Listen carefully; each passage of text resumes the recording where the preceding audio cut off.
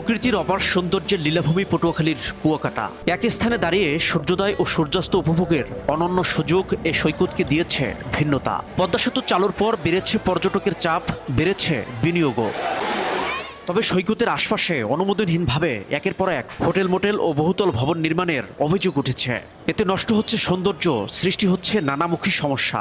এভাবে চলতে থাকলে ক্ষতিগ্রস্ত হবে উপকূলীয় পরিবেশ, হারাবে পর্যটন কেন্দ্রের স্বকীয়তা। যে যার মতো করে এই হোটেলগুলো তৈরি করছে, এতে হচ্ছে কি কুয়াকাটা সৌন্দর্য নষ্ট হচ্ছে। মাঝখানে ড্রেনেজ ব্যবস্থা নাই, যেখানে সেখানে পানি জমা থাকে। পানিতে ব্যাগগুলো ভিজে পিছলা হয়ে যাচ্ছে, যার ফলে মানুষজন পড়ে পিছলায় টিছলায় খারাপ অবস্থা।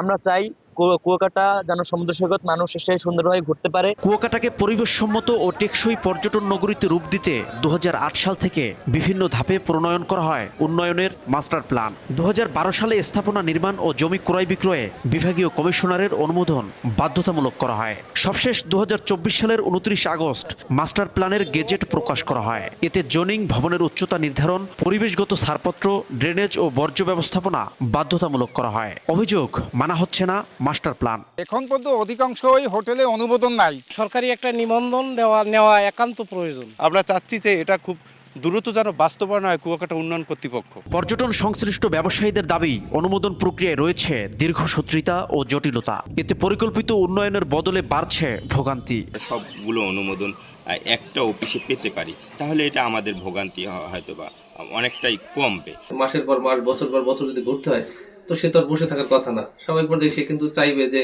দ্রুত সেখানে বিনিয়োগ করার জন্য। জেলা প্রশাসনের দাবি, অনুমোদনহীন স্থাপনার বিরুদ্ধে নেওয়া হচ্ছে ব্যবস্থা। নীতিমালা আছে, সেই নীতিমালার আলোকে আমরা কাজ করি। এরকম বিষয় যদি আমাদের বিষয়ের সামনে উন্মোচিত বা উদ্ঘাটিত হয়, অবশ্যই আমরা আইনানুগ ব্যবস্থা গ্রহণ করবো এই ক্ষেত্রে। 1998 সালে কুয়াকাটাকে পর্যটন কেন্দ্র হিসেবে আনুষ্ঠানিকভাবে ঘোষণা করা হয়। এ পর্যন্ত 4 ধাপে পরিণত হয় মাস্টার প্ল্যান। এর কোনোটি আলোর মুখ দেখেনি।